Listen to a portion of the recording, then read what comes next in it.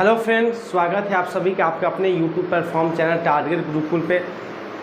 मैं आप लोगों का फिजिक्स टीचर जो कि बेहतरीन लेवल पे आप लोगों को फिजिक्स डिलीवर करने की कोशिश करता हूँ। आप लोग के जो फिजिक्स का जो कंटेंट है वो आपको बेसिकली प्योरली आपकी एग्जामिनेशन के फोकस के, आप किसी भी यूनिवर्सिटी के एग्जामिनेशन की तैयारी कर रहे हैं, लखनऊ हो, गोरखपुर हो, CUT हो या BHU, उसमें जो BSc मैथ कीजिएगा तो उसमें जो फिजिक्स आएगा उस लेवल का मैं आपको देता हूँ कंटेंट। आपका एक भी क्वेश्चन उससे मिस नहीं करे, ठीक है। तो हमारे चैनल पे विजिट करते हैं तो उसको बिल्कुल सब्सक्राइब कीजिए हमारे चैनल को, क्योंकि उसमें बेस्ट एंड बेस्ट फैकल्टीज वहाँ प्रेजेंट हैं हर सब्जेक्ट के। और बेसिकली जिस लेवल का मैं कंटेंट देता हूँ पूरा यूट्यूब पे ऐसा आपको कंटेंट नहीं मिलेगा, ठीक है। अगर किसी तरह का इन्फॉर्मेशन है तो मेरा नंबर भी मैंने आप लोग को दिया है, उस पर बात कर सकते हैं मुझसे। और अगर किसी टेक्निकल टीम से बात करना है, हमारे फैकल्टी से बात करना है, किसी यूनिवर्सिटी के एग्ज़ाम के लिए कोई प्रॉब्लम है, कैसे पेड बैच में इन्वॉल्व होना है, उसमें कुछ आपको टेक्निकल प्रॉब्लम आ रहा है तो हमारे व्हाट्सएप ग्रुप नंबर से आप कांटेक्ट कर सकते हैं। हमारे फैकल्टीज आपको सारा इन्फॉर्मेशन दे देंगे। बात यह है कि अगर आपको कोर्स में इन्वॉल्व होना है तो उसके लिए आप क्या कीजिएगा, तो सिंपली आप डिस्क्रिप्शन में लिंक दिया हुआ है, वहाँ से आप जाके इन्वॉल्व हो सकते हैं। सिंपली टारगेट गुरुकुल का प्ले स्टोर से आप इंस्टॉल कर सकते हैं, क्योंकि जितना जल्दी इन्वॉल्व हो जाएगा उतना जल्दी आप लोग के लिए बेनिफिशियल। क्योंकि सिलेबस आज हम लोग बेसिकली एक जो समय था कि हम लोग ने मैग्नेटिज्म स्टार्ट किया था, आज हमारा सेकंड चैप्टर भी अब फिनिश होने वाला है EMI। तो जितना जल्दी आप लोग लग जाइएगा मेरे साथ उतना ही जल्दी क्या है, बहुत सारे बच्चे इन्वॉल्व हो भी चुके हैं। तो आप लोग भी अगर नहीं हुए तो जल्दी से जल्दी इन्वॉल्व हो जाइए, क्योंकि सारा वीडियो पेड बैच में अपडेट हो रहा है, अपलोड हो रहा है, ठीक है। आप लोग को बेहतरीन लेवल का कंटेंट देने की मैं कोशिश कर रहा हूँ कि क्लास में ही आप लोग को याद हो जाए, कोई घर में जाके पढ़ना नहीं पड़े, कोई प्रेशर नहीं बनाए, ठीक है। क्योंकि एग्जामिनेशन के लिए आपका टाइम भी बहुत कम है। तो हम लोग बेसिकली क्या पढ़ रहे हैं, EMI पढ़ रहे हैं। आप सोल्जर्स, कल हम लोग का पार्ट 3 था, आज बोला था कि आज हम लोग इसका लास्ट करेंगे, क्योंकि 2 टॉपिक बचा है, एक आपका ट्रांसफार्मर, एक आपका बचा है AC जनरेटर। 2 टॉपिक बचा है तो देखता हूँ, अगर 2 टॉपिक नहीं हुआ तो दोनों को एक एक करके आज कल में उसको फिनिश कर दूँगा, ठीक है। उसके बाद हम लोग इसके भी कुछ PYQ क्वेश्चन देखेंगे जो आपकी यूनिवर्सिटी एग्जाम में आते हैं, इंट्रेंस एग्जाम में, तो हम लोग देखेंगे। और बताइए किसी तरह का प्रॉब्लम नहीं ना है, तो हम लोग अब शुरू करते हैं। अपना हेडिंग दे दीजिए ट्रांसफार्मर। क्या दे दीजिए हेडिंग दे दीजिए आपको ट्रांसफार्मर।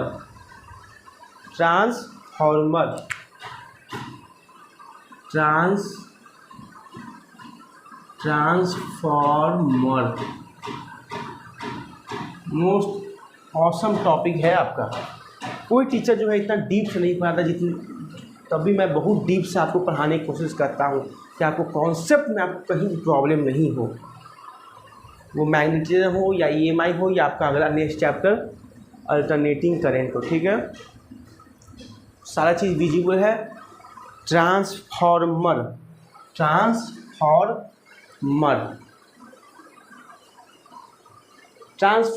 आप लोग, कोई ऐसा स्टूडेंट नहीं होगा जो ट्रांसफार्मर से फैमिलियर नहीं होगा। जो हमारे घर में जो लाइन आती है बेसिकली ट्रांसफार्मर से ही पास होके वो हमारे घर तक लाइन पहुंचती है। आपने बहुत बड़ा देखा होगा, आपके बेसिकली लोकेलिटीज़ एरिया में ट्रांसफार्मर लगे हुए रहते हैं। अगर उसका हम लोग सर्किट ओवरव्यू डायग्राम बनाए तो इस तरह का रहता है।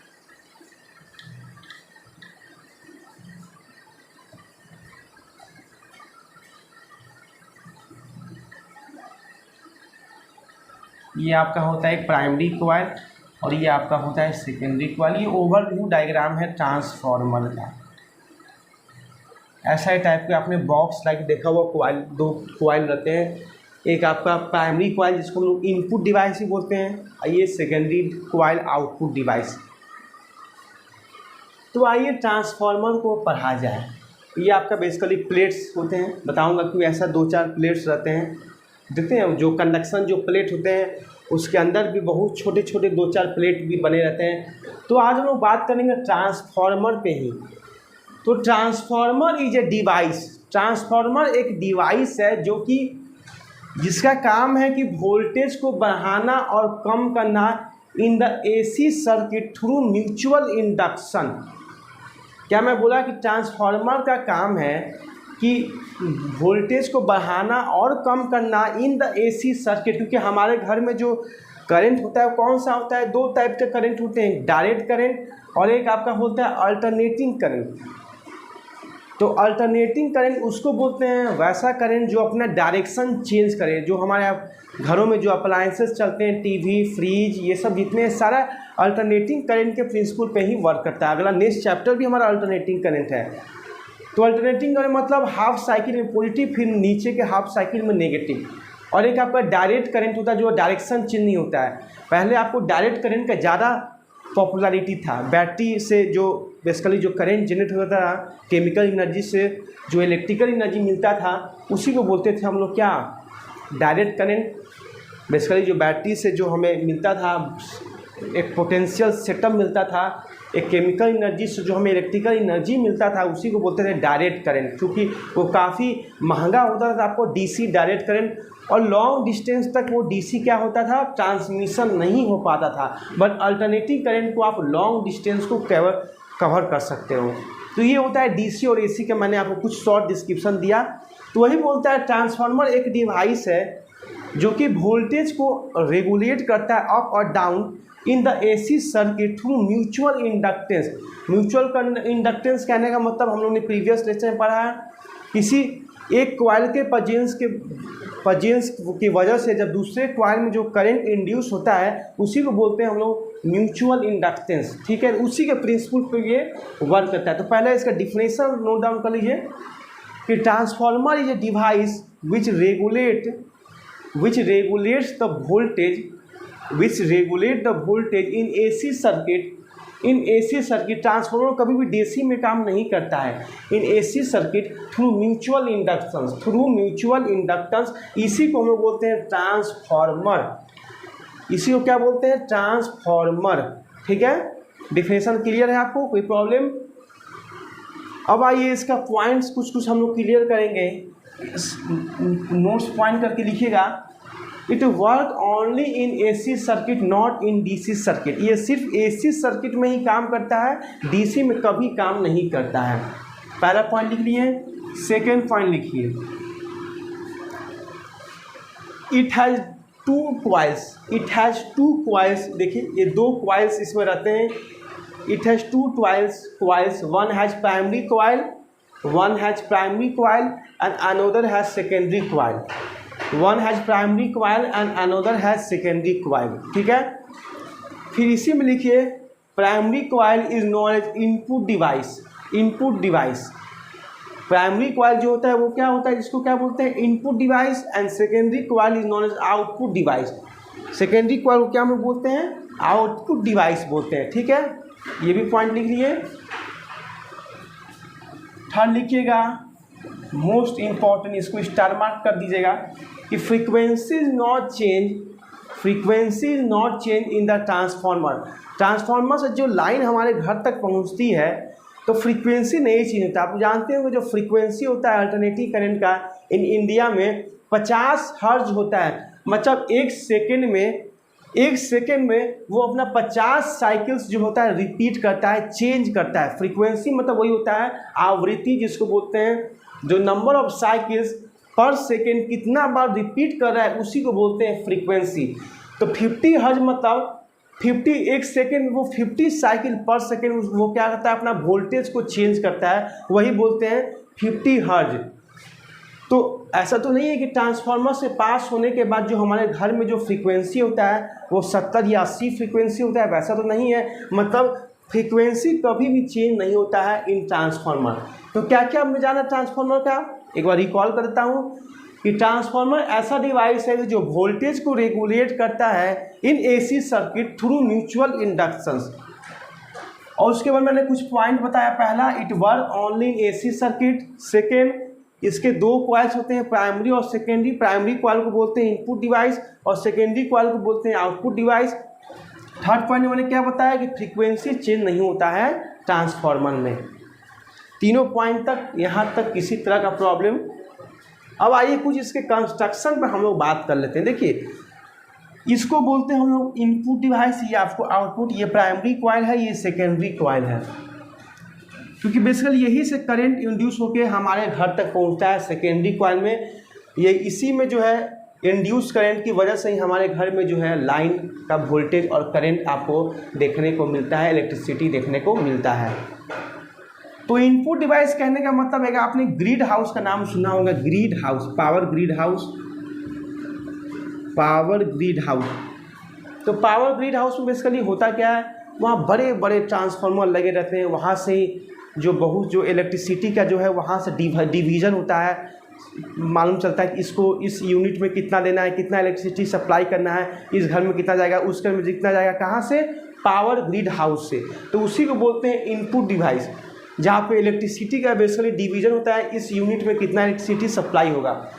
नहीं आदमी बोलता है जनरल भाषा में कि पावर ग्रिड हाउस से भाई कांटेक्ट किया करो, क्या नंबर है, क्या लाइन इतना देर से क्यों कटा हुआ है, क्योंकि वहाँ से सप्लाई ही लाइन का होता है, ठीक है। तो वहाँ से अगर लाइन नहीं आया तो हमारे घर में लाइट आएगा कैसे। आउटपुट डिवाइस मतलब वही जहाँ से हमारे घर में जो आउटपुट डिवाइस जो हमें लाइट मिलता है उसी को बोलते हैं output device. Fourth point note down कीजिएगा, transformer is of two types, transformer is of two types.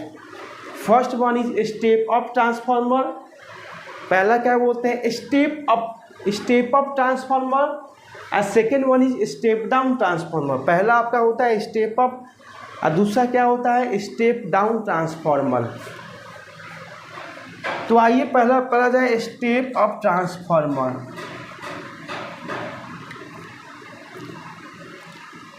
Step up transformer कहने का मतलब है कि वैसा ट्रांसफार्मर जो वोल्टेज को बढ़ाता हो। स्टेप अप ट्रांसफार्मर के नीचे लिख दीजिएगा कि वैसा ट्रांसफार्मर जो वोल्टेज को बढ़ाता हो उसको बोलते हैं स्टेप अप, और स्टेप डाउन ट्रांसफार्मर वैसा ट्रांसफार्मर जो वोल्टेज को घटाता हो, डिक्रीज करता हो, उसको बोलेंगे स्टेप डाउन। डाउन मतलब वोल्टेज को कम करना, स्टेप अप मतलब वोल्टेज को अप करना, बढ़ाना, उसी को बोलते हैं step up and step down transformer. ये हो गया types of transformer fourth point में। फिफ्थ पॉइंट लिखिए, ट्रांसफार्मर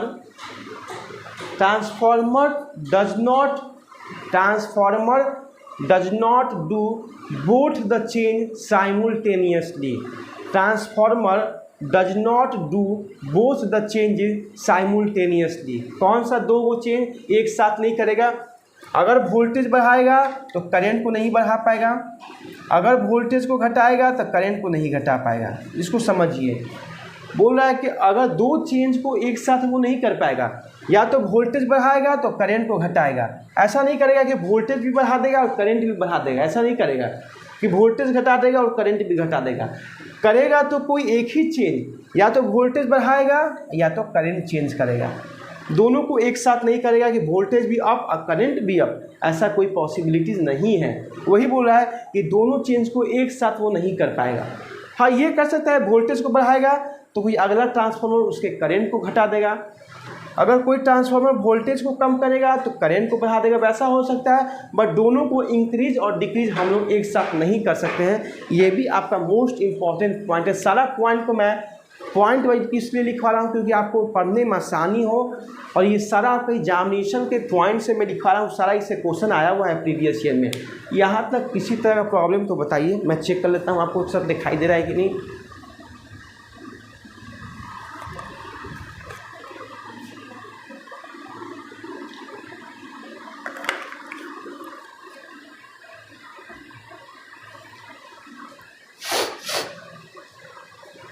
यहाँ तक किसी तरह का प्रॉब्लम, मैं इसको रफ कर रहा हूँ।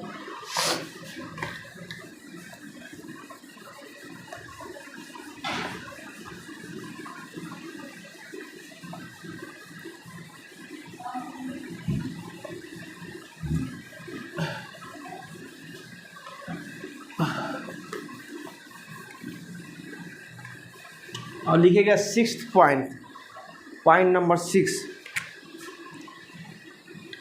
पॉइंट नंबर 6 क्या कर रहा है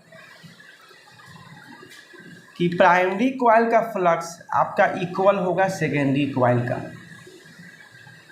प्राइमरी कॉइल का फ्लक्स मतलब बेसिकली फ्लक्स का फॉर्मूला क्या होता है, B vector dot A vector equal to B vector dot A vector in secondary coil. मतलब जो प्राइमरी कॉइल है ये आपका प्राइमरी कॉइल है, यहाँ से जितने सारे फ्लक्स जो निकलेंगे, इस प्राइमरी कॉइल से जितने सारे फ्लक्स आपको निकलेंगे वो टोटल क्या सेकेंडरी कॉइल में पहुँचेंगे। प्राइमरी कॉइल से जो फ्लक्स आपको निकलेगा क्या पूरा फ्लक्स सेकेंडरी कॉइल पे पहुँचेगा? क्या ये रियलिटी में पॉसिबल है कि प्राइमरी कॉइल से जितना फ्लक्स मतलब जितना मैग्नेटिक लाइन फील्ड निकल रहा है या टोटल सेकेंडरी के पास क्या पहुंचेगा?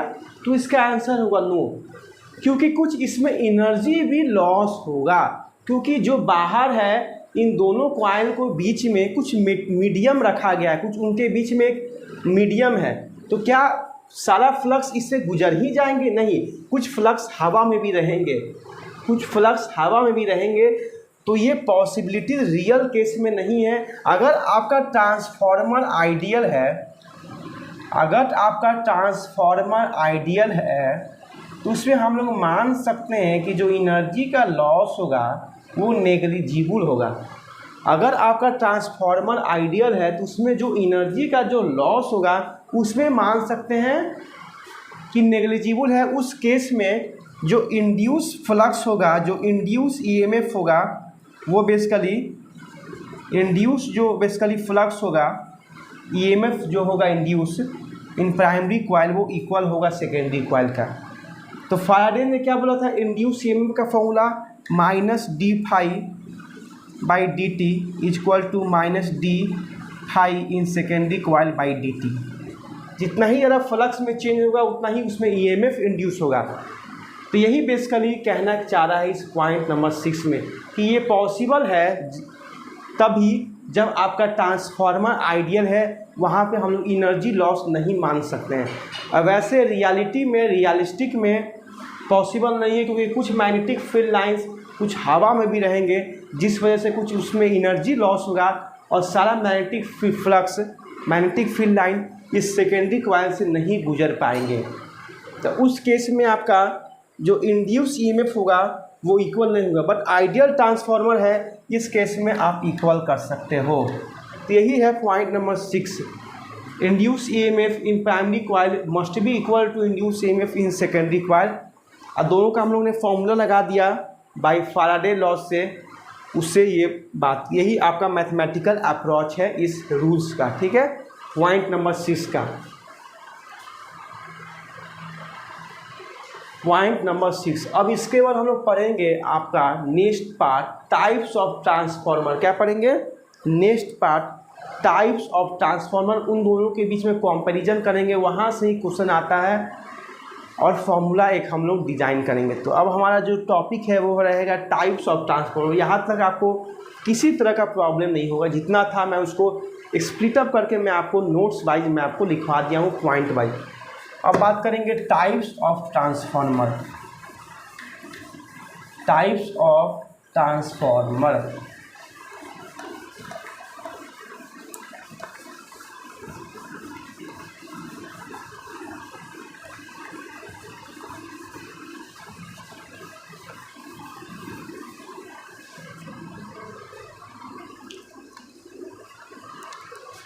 Types of transformer.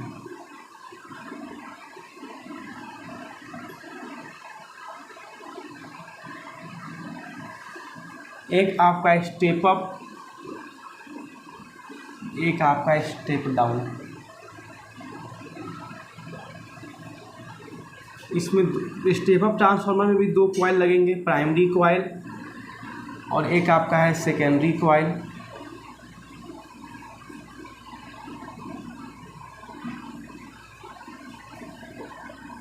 Secondary coil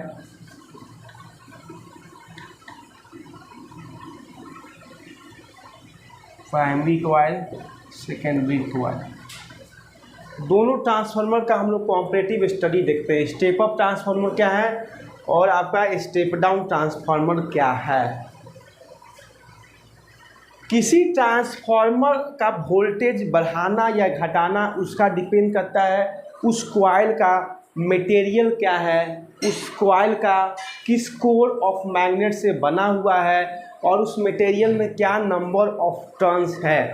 आप देख सकते हैं प्राइमरी कॉइल का नंबर ऑफ टर्न्स जो है उस पर जो वाइंडिंग है वो कितना है, 4 है, और सेकेंडरी कॉइल का कितना नंबर ऑफ टर्न्स है आपका, लगभग 6 है। तो कहने का मतलब है कि इस सेकेंडरी कॉइल का नंबर ऑफ टर्न्स ज़्यादा है, मतलब NS ग्रेटर देन NP, पहला पॉइंट। तो अगर नंबर ऑफ टर्न्स ज़्यादा है सेकेंडरी कॉइल के तो ऑब्वियसली सी बात है वोल्टेज भी आपका ज़्यादा होगा प्राइमरी कॉइल से। और मैंने बताया था प्रीवियस पॉइंट में कि ट्रांसफार्मर दो चीज़ एक साथ नहीं कर सकता है, कि वोल्टेज भी बढ़ा दे और करंट को भी बढ़ा दे। अगर वोल्टेज बढ़ा रहा है तो करंट आपका घटेगा, तो करंट आपका सेकेंडरी कॉइल में कम होगा in comparison to primary coil. ठीक है, तो ये तीनों चीज़ आ रहा है कि किसी ट्रांसफार्मर में, इसको याद नहीं करना है, किसी ट्रांसफार्मर में अगर वोल्टेज ज़्यादा है तो ऑब्वियसली सी बात है कि उसमें नंबर ऑफ टर्न्स ज़्यादा है। अगर वोल्टेज ज़्यादा है तो करंट जो है उल्टा कर दीजिएगा, उससे कम होगा। ठीक है, फिर एक और पॉइंट रेसिस्टेंस जो होता है, प्रतिरोधक क्षमता, वो भी सेकेंडरी कॉइल में ज़्यादा होगा प्राइमरी कॉइल के कंपैरिजन में, क्योंकि जितना ज़्यादा उसको हम रेसिस्टेंस देंगे, प्रतिरोध देंगे, उतना ही जो भंवर धाराएं हैं, जो ईडी करंट है वो कम अमाउंट में उसमें इंड्यूस होगा। क्योंकि रेजिस्टेंस आपका कम होगा तो इंड्यूस जो ईडी करंट है, आगे हम लोग बात करेंगे ट्रांसफार्मर का लॉस, तो जो ईडी करंट है वो ज़्यादा उस मटेरियल में इंड्यूस हो जाएगा, जिस वजह से एनर्जी का लॉस बढ़ जाएगा। ठीक है, ये पहली स्टेप अप ट्रांसफार्मर। अगला हमारा है step down transformer. Step down just इसका अपोजिट। इसमें देख रहे होंगे प्राइमरी कॉइल का नंबर ऑफ टर्न्स ज़्यादा है as comparison to secondary coil, मतलब number of turns in primary coil ज़्यादा है आपका सेकेंडरी कॉइल से। तो प्राइमरी कॉइल का अगर ज़्यादा है तो मतलब कहीं ना कहीं वोल्टेज भी ज़्यादा होगा। वोल्टेज प्राइमरी कॉइल ज़्यादा है सेकेंडरी कॉइल के, वोल्टेज ज़्यादा है तो करंट कम होगा। अब फोर्थ पॉइंट, रेजिस्टेंस को ज़्यादा रखेंगे कि ईडी करंट कम इंड्यूस हो और एनर्जी का लॉस कम हो। ये चारों पॉइंट को क्लियर कर दीजिए, एक बार कमेंट कर दीजिए क्या ये क्लियर है कि नहीं। जो मैं चारों पॉइंट को आपके सामने रखा हूँ एक बेसिक लेवल से, एक फुल कॉन्सेप्ट के साथ, ये चारों पॉइंट को बेसिकली कॉम्प्रेम माइंड में रखिएगा। स्टेप अप स्टेप डाउन में किसमें वोल्टेज ज़्यादा होंगे, किसमें नंबर ऑफ टर्न्स ज़्यादा होंगे, किसमें करंट ज़्यादा होगा, कैसे होगा, मैं सारा आपको समझाने की कोशिश किया हूँ। एक बार देख लीजिए इसको। स्टेप अप ट्रांसफार्मर में 2 कॉइल्स है, स्टेप डाउन में दोनों का मैंने बेसिकली बता दिया, क्योंकि इससे क्वेश्चन आते हैं। एक बार इसको नोट डाउन कर लीजिए बढ़िया से। ठीक है,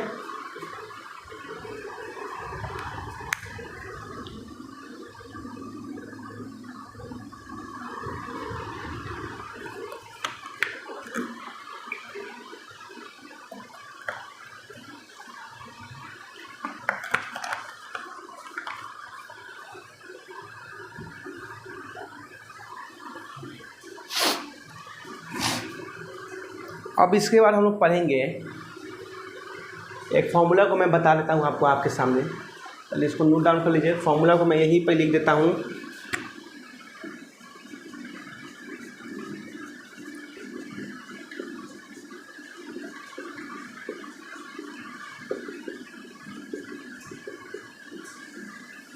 ये बेसिकली इस फॉर्मूला से रिलेशन आता है।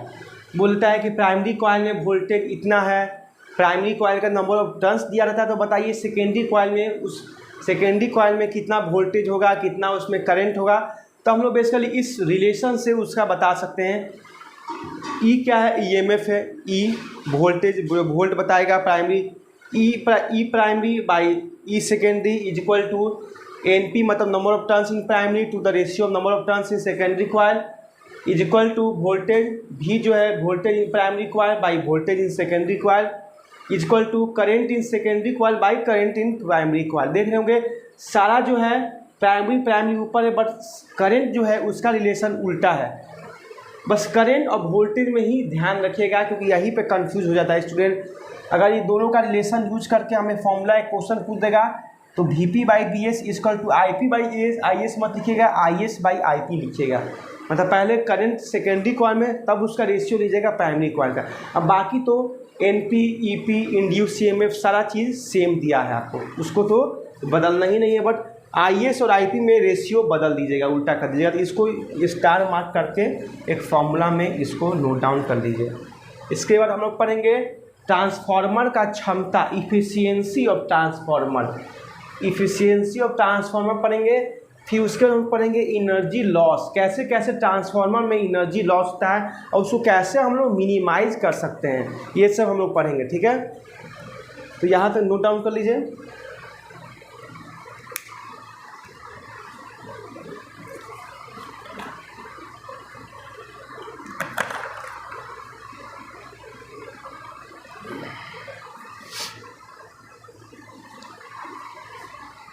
इसको नोट डाउन मैं सो रफ कर रहा हूँ। अब हम लोग का नेक्स्ट टॉपिक रहेगा इफिशियंसी ऑफ ट्रांसफार्मर। इससे भी क्वेश्चन आया था, इफिशियंसी ऑफ ट्रांसफार्मर, ट्रांसफार्मर का क्षमता पढ़ ली।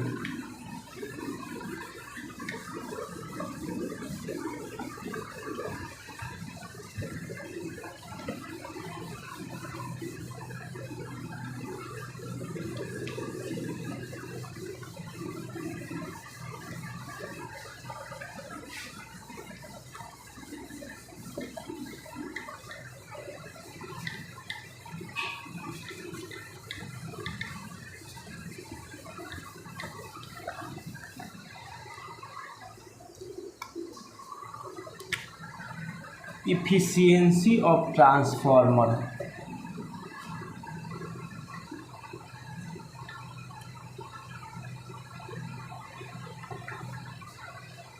जिसको हम लोग इट्टा से डिनोट करते हैं। एन को बड़ा ऐसा लिखता है eta, is equal to power output by power input. अगर परसेंटेज में पूछे तो इनटू 100। किसी ट्रांसफार्मर का क्या उसका क्षमता है वो डिपेंड करता है कि उसका पावर कितना है, आउटपुट का, जो सेकेंडरी कॉइल बोल सकते हो आप। सेकेंडरी कॉइल का क्या पावर है, कितना पावर वो दे रहा है, और इनपुट कितना वो इनपुट अपने अंदर ले रहा है, उसका इनपुट का पावर का क्या एफिशिएंसी है, और इसको इनटू करेंगे 100 से तो हमें ट्रांसफार्मर का एफिशिएंसी आ जाएगा। P इक्वल टू क्या होता है, P equal to V into I होता है। ठीक है, ये आपने पढ़ा होगा क्लास 10 में इलेक्ट्रोस्टैटिक्स में जब पढ़ रहे होंगे, या 12th में भी आपने पढ़ा होगा। तो P को हम लिख सकते हैं voltage in secondary coil into current in secondary coil by voltage in primary coil into current in primary coil into 100।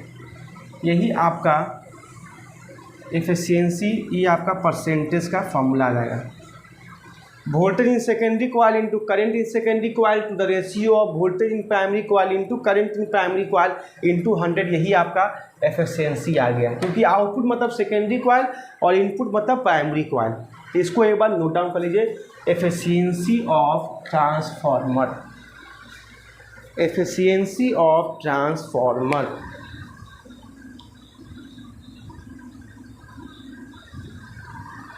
इसके बाद हमारा लास्ट रहेगा ट्रांसफार्मर का लास्ट पार्ट, एनर्जी लॉसेस। क्या हम लोग पढ़ेंगे, एनर्जी लॉस। जिस लेवल का मैं कॉन्सेप्ट दे रहा हूँ full dedicated way to your exams, एक भी कॉन्सेप्ट मैं छोड़ नहीं रहा हूँ। कहीं जहाँ से क्वेश्चन बन सके उसके लिए मैं आप लोगों को कॉन्सेप्ट दे रहा हूँ कि आपका एक भी क्वेश्चन छूटे नहीं। और ऐसा आपको कंटेंट पूरा यूट्यूब पे नहीं मिलेगा, कहीं से आप बता दीजिए जो इस यूनिवर्सिटी के जो टीचर हैं जो पढ़ा रहे हैं वो आपको इस लेवल का कंटेंट दे फुल एनर्जेटिक वे में। और ऐसा एक ऑसम और सुपर, ये अपना बनाया हुआ खुद मेहनत का एक कॉन्सेप्ट है जिससे मैं खुद पढ़ा हूँ, वही मैं कॉन्सेप्ट आप लोगों के सामने डिलीवर करने की कोशिश कर रहा हूँ। जितना हो सके सपोर्ट कीजिए, ठीक है।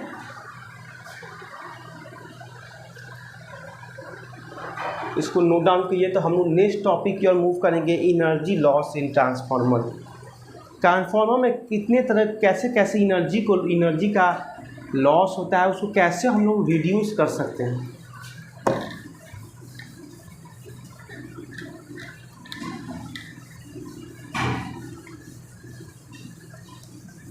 पहले समझिएगा, उसके बाद मैं जो बोलूँगा उसको लिख भी लीजिएगा, 1-2 सेंटेंस उस पर, ठीक है।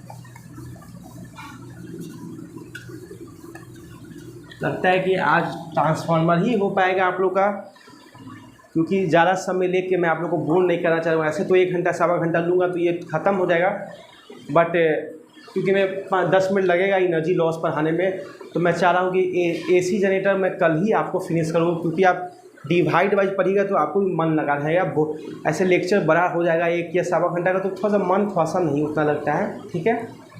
तो एनर्जी लॉस इन ट्रांसफार्मर। पहला कॉपर लॉस, समझा रहा हूँ, पहले पॉइंट नोट डाउन कीजिए। कॉपर लॉस क्या है? जब आपका अल्टरनेटिंग करंट जब फ्लो करता है दोनों क्वाइल से, प्राइमरी क्वाइल से और सेकेंडरी क्वाइल से, तो आप जानते हैं कि प्राइमरी क्वाइल के मैग्नेटिक फ्लक्स की चेंज की वजह से सेकेंडरी क्वाइल में आपका EMF और करंट इंड्यूस होता है। Okay, no problem. तो जब सेकेंडरी क्वाइल से या दोनों क्वाइल, सपोज कीजिए कि सेकेंडरी क्वाइल से ही आपका जो करंट फ्लो कर रहा है, अगर वो क्वाइल कॉपर का बना हुआ है, उसका मटेरियल अगर वीक है, तो ऑब्वियसली सी बात है कि कुछ देर के बाद जब उसे ज़्यादा मैग्नेटिक फील्ड क्रॉस करेंगे तो आपका जो वायर है वो थिन है, पतला है, तो क्या होगा, वो बेसिकली अब उसका मटेरियल ख़राब होने लगेगा, पिघलने लगेगा। तो उसी तरह से उसका एनर्जी में लॉस होने लगता है इन the form of I²R। Energy का लॉस होता है क्योंकि कॉपर का बेसिकली जो है पतला वायर अगर हम लगाए हैं तो उससे जब करंट फ्लो करेगा तो क्या होगा, वो बेसिकली जलने लगेगा, पिघलने लगेगा और उससे हीट लॉस होगा। किसके फॉर्म में? I²R के फॉर्म में हीट का लॉस होगा, एनर्जी का। अगर इस एनर्जी को हमें मिनिमाइज़ करना है तो क्या करेंगे, हम बेसिकली मोटा तार का कॉपर वायर लगा दें जिससे करंट फ्लो करे तो इस पर कुछ इफेक्ट नहीं करे, और इसका रेसिस्टिविटी भी बढ़ जाए, जो इसके रेसिस्टिविटी भी इसका कॉपर वायर का, मोटा कॉपर वायर का बढ़ जाए, जो इसको ओपोज करे, इसके मटेरियल को ख़राब होने से बचाए। समझे कि नहीं पॉइंट को? वही होता है कॉपर लॉस। तो लिख लीजिए इसको 2-3 पॉइंट में कि व्हेन द करेंट, मैं अपना लिखवाता हूँ, अपना बुक का डिफिनेशन नहीं। व्हेन द करेंट पहले मैं आपको समझा दिया हूँ हिंदी में, अब इसको इंग्लिश में लिख भी दीजिए। मैं लिखवाता हूँ वही जो आपकी एग्जाम में जिससे आपका क्वेश्चन बनता हो। एक भी चीज़ मैं आपको फालतू नहीं लिखवाता हूँ क्योंकि ये बोर्ड लेवल का मैं नहीं पढ़ा रहा हूँ। When the alternating current flow in both the coil, primary and secondary coil, due to change in flux, the current induced in the secondary coil, after some time when the current flows, and after some time when the magnetic, when the induced current flows, then this thin copper wire get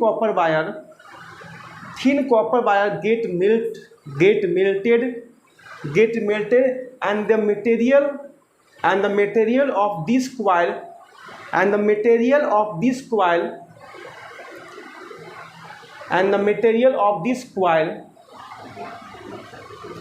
become wastage, and energy is lost in the form of I²R. So to reduce this energy loss, we must have thick copper wire so that they provide maximum resistivity to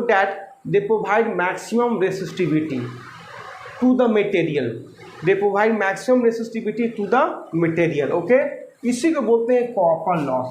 second आपका कौन सा loss होता है transformer में? Eddy current loss, भंवर धाराएं loss. ये तो मैं कल ही आप लोगों को खूब बढ़िया से एक्सप्लेन किया था जी। ईडी करंट लॉस क्या है?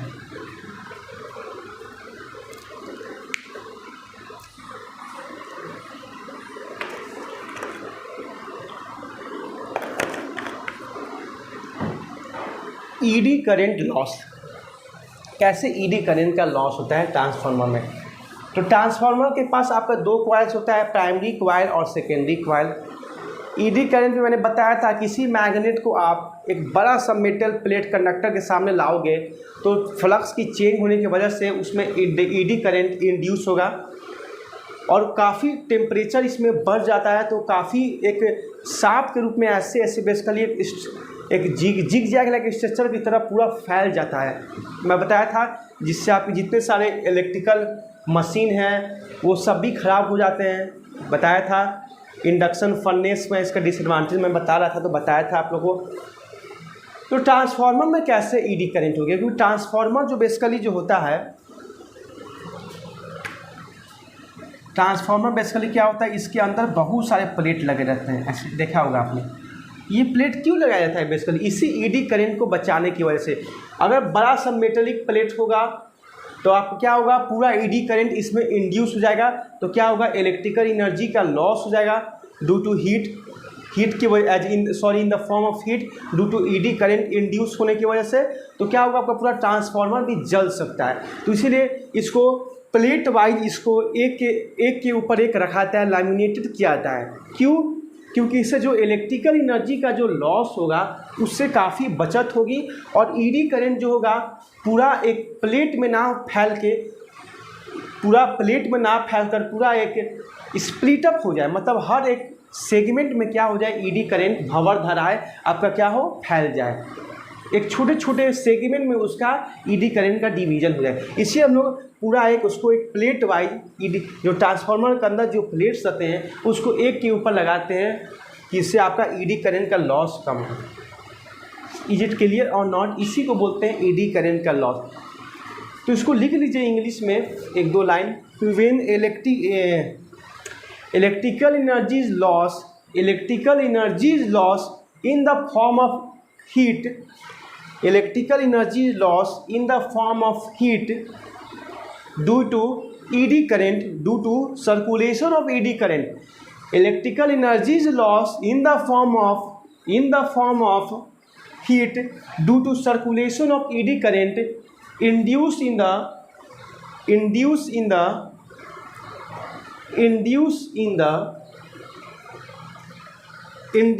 the iron core.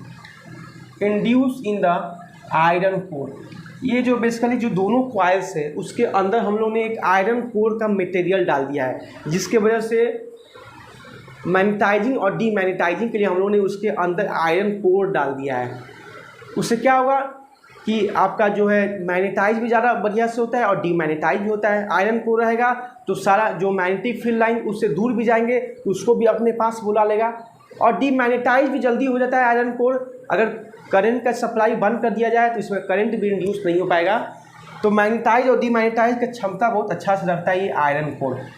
तो ये बोल रहा है कि जब ईडी करंट जो है इलेक्ट्रिकल एनर्जी का लॉस होता है, जब ईडी करंट सर्कुलेट होता है इन द आयरन कोर, जब आयरन कोर में जब ये फैल जाता है तो क्या होता है, ईडी करंट का लॉस होने लगता है।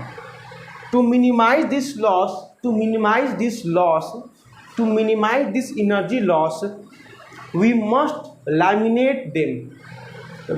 must laminate to each plate of the transformer. Transformer का जो एक एक प्लेट है उसको हम लोग लैमिनेट करके रखें, इसको स्प्लिट अप तोड़ दें, अलग अलग इसके एक के ऊपर रखें, जिस वजह से ईडी करंट कम फैलेगा, कम उसमें ईडी करंट का इफेक्ट होगा, एनर्जी का लॉस भी कम होगा। तो we must laminate them and silicon is added to the core of the material जो मटेरियल है उसका जो है कॉइल का, उसमें हम लोग सिलिकॉन को भी ऐड कर देंगे, जिस वजह से silicon is added to core of the material which provide resistivity, जो कि रेसिस्टिविटी प्रोवाइड करेगा, जिस वजह से ईडी करंट नहीं इतना फैल पाएंगे। अगर सिलिकॉन डाल देंगे उस मटेरियल कोर में, उस मटेरियल के जो बेसिकली है प्रेजेंट में, उस मटेरियल के बगल में अगर हम सिलिकॉन भी डाल देंगे तो क्या होगा, उससे ईडी करंट का जो लॉस होगा वो कम होगा, और क्योंकि वो रेसिस्टिविटी ज़्यादा प्रोवाइड करेगा। यही जो आपका मटेरियल है अगर उस मटेरियल में कुछ हम लोग सिलिकॉन कोर भी डाल दें आयरन कोर के साथ तो क्या होगा, इससे ईडी करंट कम फैलेगा, यही बोल रहा है। ये क्लियर हो गया। सेकेंड लिखिए हिस्टेरिसिस लूप, हिस्टेरिसिस लॉस। ये क्या होता है, आप लोगों ने मैग्नेटिज्म में बताया था, खूब बढ़िया से समझाया था, मोहन सोहन का एग्जाम्पल लेके। रिलेशन जो बी और एच का जो रिलेशन आता है उसी को बोलते हैं हिस्टेरिसिस लूप। वहाँ पे मैं बताया था स्टील और सॉफ्ट आयरन का एग्जाम्पल दिया था कि सॉफ्ट आयरन में एनर्जी का लॉस ज़्यादा होता है क्योंकि मैग्नेटाइज और डीमैग्नेटाइज भी होता है। और वही आपका स्टील जो है इसके अंदर कौन सा मटेरियल रहता है, परमानेंट मैग्नेट है। और सॉफ्ट आयरन बेसिकली उससे हम लोग क्या बनाते हैं, इलेक्ट्रोमैग्नेट बनाते हैं। तो स्टील का जो एनर्जी लॉस होता है वो कम होता है क्योंकि वो डीमैग्नेटाइज नहीं हो पाता है उतना जल्दी। और वही आपका सॉफ्ट आयरन मैग्नेटाइज और डीमैग्नेटाइज दोनों हो जाता है। तो इस हिस्टेरिसिस लॉस ट्रांसफार्मर में कैसे होता है, क्योंकि आपका ये दोनों प्राइमरी और सेकेंडरी कॉइल है, दोनों कॉइल से अल्टरनेटिंग करंट पास कर रहे हैं। तो वो क्या कर रहा है, अल्टरनेटिंग करंट जो पास कर रहा है दोनों कॉइल से, वो क्या कर रहा है, मैग्नेटाइज और डीमैग्नेटाइज कर रहा है इन द आयरन कोर। क्योंकि आयरन कोर का मटेरियल है तो आयरन कोर लगा हुआ है तो बिल्कुल क्या करेगा, मैग्नेटाइज भी जल्दी हो जाएगा और डीमैग्नेटाइज भी उतना ही जल्दी हो जाएगा। और प्रत्येक मैग्नेटाइजिंग साइकिल में, मतलब जितना बार वो मैग्नेटाइज हो रहा है उस समय कुछ एनर्जी का लॉस होगा, एनर्जी का लॉस हो रहा है ड्यू टू हिस्टेरिसिस की वजह से। क्योंकि सॉफ्ट आयरन का जो आपका ग्राफ आता है वो बेसिकली बहुत, उसका जो एरिया होता है काफ़ी ज़्यादा होता है, इस वजह से एनर्जी का लॉस भी ज़्यादा होता है आपका आयरन कोर में। वही बोल रहा है मैग्नेटाइजिंग साइकिल में एनर्जी का लॉस हो रहा है क्योंकि वाइडेन हिस्टेरिसिस लूप होता है। तो इस एनर्जी को लॉस को बचाने के लिए हम क्या करेंगे, तो पहले हमें क्या करना होगा, उस मटेरियल, हमें कुछ मटेरियल सिलेक्ट करना पड़ेगा कोर के लिए। First we should have to select the material of the core, okay. उसके बाद क्या करना पड़ेगा, हमें सॉफ्ट आयरन का यूज करना पड़ेगा, बिल्कुल सॉफ्ट आयरन का यूज करना पड़ेगा ट्रांसफार्मर का कोर के लिए, जो कि नैरो, जिसका नैरो हो, क्या हो, नैरो ग्राफ हो, तो क्योंकि नैरो उसमें एनर्जी का लॉस हो। आजकल के डे में हम लोग यूज़ कर रहे हैं पारमा एलवाई। पारमा एलवाई एक एलवाई है जिसमें निकेल और आयरन का कंपोजिशन है, निकेल 78% और आयरन 22%, पारमा एलवाई। उस वजह से हम लोग हिस्टेरिसिस लॉस को कम कर सकते हैं। मतलब जितना जो दोनों कॉइल में जो आपका करंट का जो फ्लो हो रहा है और हर प्रत्येक मैग्नेटाइजिंग और जो करंट का जो फ्लो हो रहा है दोनों कॉइल में, और दोनों कॉइल का जो कोर है उसमें हम लोग ने सॉफ्ट आयरन जो लगाया है उस वजह से मैग्नेटाइजिंग और डीमैग्नेटाइजिंग हो रहा है, नो प्रॉब्लम। और प्रत्येक मैग्नेटाइजिंग साइकिल में हम देख रहे हैं कुछ एनर्जी का लॉस हो रहा है क्योंकि उसका जो हिस्टेरिसिस जो लूप होता है सॉफ्ट आयरन कोर का वो काफ़ी एरिया ज़्यादा होता है। तो इस एनर्जी को लॉस के लिए हम लोग क्या करेंगे सोल्जर्स, इस एनर्जी को लॉस को कम करने के लिए हम लोग क्या करेंगे, पहले हम लोग मटेरियल सेलेक्ट करना पड़ेगा। तो मटेरियल तो सिलेक्ट कर दिए, सॉफ्ट आयरन ही लगाएंगे, पर वो ऐसा टाइप का लगाएंगे जिसका ग्राफ कम हो, जिसका हिस्टेरिसिस लूप कम हो और जिससे एनर्जी का लॉस कम हो। बट आजकल का बेसिकली डे में हम लोग यूज़ करते हैं पारमा एलवाई। पारमा एलवाई क्या है, निकेल और आयरन का कंपोजिशन है, एक बेसिकली ये भी टाइप का सॉफ्टी आयरन कोर है, बट इससे एनर्जी लॉस बहुत कम होते हैं। तो हिस्टेरिसिस लॉस को भी एक बार आप लोग 2-3 लाइन लिख दीजिए कि the alternating current flow through each coil, primary as well as secondary coil, which magnetize and demagnetize the iron core, again and again. During each cycle of magnetization, each cycle of magnetization, some energy is lost due to widen hysteresis curve, of soft iron, due to wider hysteresis curve of soft iron. So for minimizing this hysteresis loss, we must select the material of the core. And after selecting the material, soft iron core soft iron core is used as the core of the transformer, is used as the core of the transformer. Nowadays we should use Parma alloy. Nowadays we should use Parma alloy which has composition nickel and iron, which has composition nickel and iron. Nickel has 78% ratio and iron has 22%. So in this way we reduce the hysteresis loss. इस तरीके से हम लोग hysteresis loss को reduce कर सकते हैं आपके ट्रांसफार्मर में। लास्ट पॉइंट है magnetic flux linkage. Magnetic flux linkage, magnetic flux linkage ये कहता है,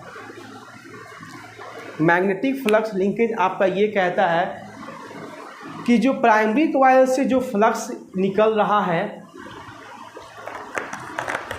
जो प्राइमरी कॉइल से जो आपका फ्लक्स निकल रहा है वो पूरा सेकेंडरी कॉइल में नहीं मिल रहा है। ये तो हम लोग जानते हैं क्योंकि कुछ मैग्नेटिक फील्ड लाइन एयर में प्रेजेंट होते हैं। सारा मैग्नेटिक फ्लक्स तो उस सेकेंडरी कॉइल से तो क्रॉस नहीं कर रहे हैं, कुछ ऊपर जा रहे हैं, कुछ नीचे जा रहे हैं।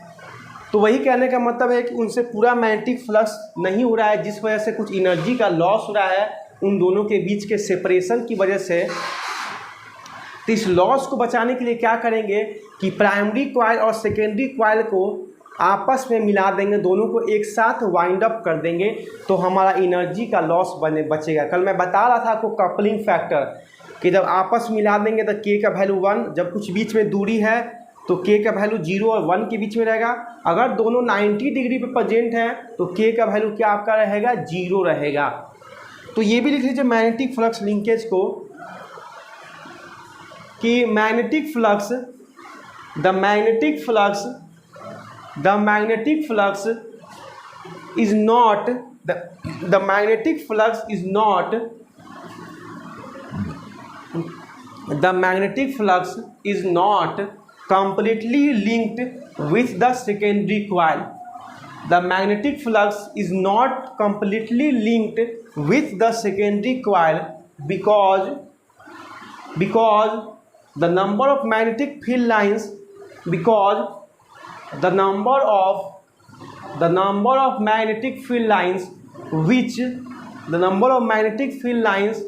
which emerge from the primary coil is not completely goes inside the secondary coil, is not goes completely inside the secondary coil because few magnetic field lines present in the air, because few magnetic field lines present in the air, so some energy is lost. After this if we have to reduce their energy loss, we must completely wind up the primary coil with the secondary coil. After this if we have to do energy loss, we must completely wind up the primary coil with the secondary coil. अगर इस energy loss को कम करना है तो हमें primary coil को पूरी तरह से वाइंड अप कर देना होगा सेकेंडरी कॉइल पे, मतलब उन दोनों के बीच में कोई दूरी नहीं रखना पड़ेगा, तब इससे एनर्जी लॉस होगा। तो यही आपका ट्रांसफार्मर में कैसे कैसे एनर्जी लॉस होते हैं तो मैं उसका बताया, और उसका कैसे हम रेमेडीज कर सकते हैं, कैसे उसको बचा सकते हैं, वो भी मैं आपको एक्सप्लेन किया। तो आज के लेक्चर के लिए इतना ही। कल हम लोग एक क्लास इसका और लगाएंगे जिसमें हम लोग एसी जनरेटर को समझेंगे, ठीक है, क्योंकि आज मैं समझाऊंगा तो आप लोग काफ़ी बोर हो जाएगा, क्योंकि आज ये आपका ही न्यू टॉपिक है, ठीक है। तो हम आराम से पढ़ते हुए चलेंगे। कैसा लगा वीडियो बताइएगा। ओके, बाय बाय, जय हिंद स्टूडेंट्स।